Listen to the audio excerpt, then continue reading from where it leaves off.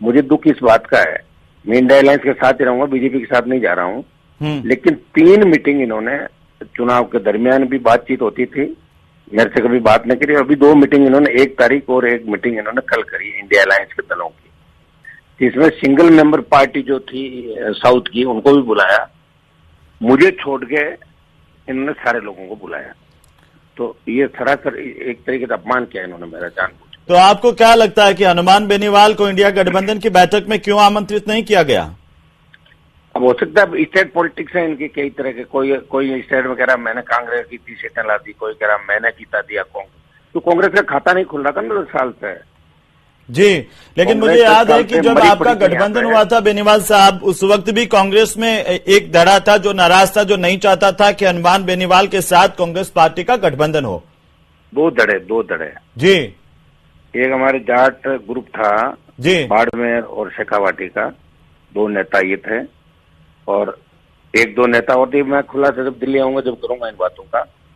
गठबंधन से इन्होंने मेरी पार्टी भी तोड़ी उस समय। आप बताइए, एक तरफ तो गठबंधन की बात कर रहे थे, दूसरी तरफ मेरी बाड़मेर के अंदर जो पार्टी थी उसको तोड़ के मेरा उम्मीदवार उधार ले जाके, और अब कह रहे कांग्रेस जीत गई। वो तो आधी फिर जीती थी, कहाँ जीती कांग्रेस, वहां पे बताओ मुझे।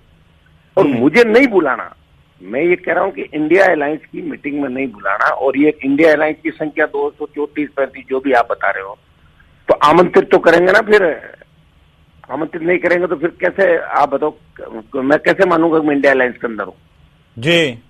लेकिन हम नावा में मिले थे हनुमान जी, तो आपने खुल करके इस पर बात की थी, कहा था कि ये जो धड़े हैं वो नहीं चाहते थे कि हनुमान बेनीवाल आए, क्योंकि अभी मैं ये कह रहा हूँ, अभी मना कब कर रहा हूँ। अच्छा, दूसरी बात मैं ये भी कह रहा हूँ जी कि मैं भारतीय जनता पार्टी और इन लोगों के साथ नहीं जाऊंगा, इंडिया अलायंस के साथ ही रहूंगा।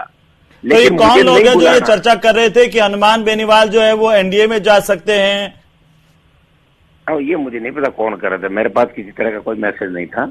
मैं तो मेरे नागौर संसदीय क्षेत्र में लोगों से मिल रहा हूँ, कल कार्यक्रम हटे। मुझे दुख इस बात का है कि कांग्रेस पार्टी और इन पार्टियों अभी से अगर ये सत्ता 200 अगर 90 आ जाते हैं इनके, तब हमारे क्या हाल होते, मैं ये कह रहा हूँ। जब 230 पे इनको एक एमपी इनका याद नहीं है, और वो एमपी याद नहीं है जिनकी वजह से 11 सीट जीते हैं। जीत जाते ना, पहले कब मना किया है ना, 19 में जीत जाते, 14 में जीत जाते, सारे धराशायी बन राजस्थान के अंदर। राष्ट्रीय लोकतांत्रिक पार्टी के हर जगह 1 लाख से 50,000 2-2 लाख वोट इनको मिले लोकसभा के अंदर जी, तभी इनकी सारी सीटें जीती है।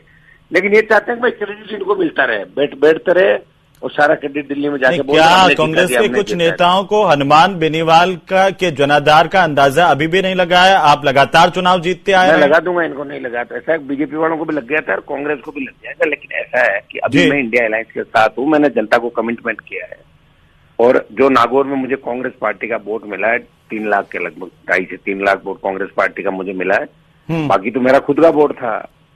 मैं 14 में चुनाव लड़ा, जब भी 1,60,000 वोट लिए थे 10 साल पहले। वोट ये थोड़े कि पूरा कांग्रेस का ही वोट था। लेकिन मेरा 20 लाख वोट कांग्रेस पार्टी को पूरे राजस्थान के अंदर मिला, और वेस्टर्न यूपी, हरियाणा, पंजाब से लेके तमाम जगह जहाँ किसान के बेटे, मेरे समाज के लोग, जब मैंने सत्ता छोड़ी थी, मोदी की सत्ता को ठोकर मारी, वो लाखों लोग हनुमान बेनीवाल के साथ थे, तुरंत अलायंस होते ही कांग्रेस पार्टी के साथ हो गए।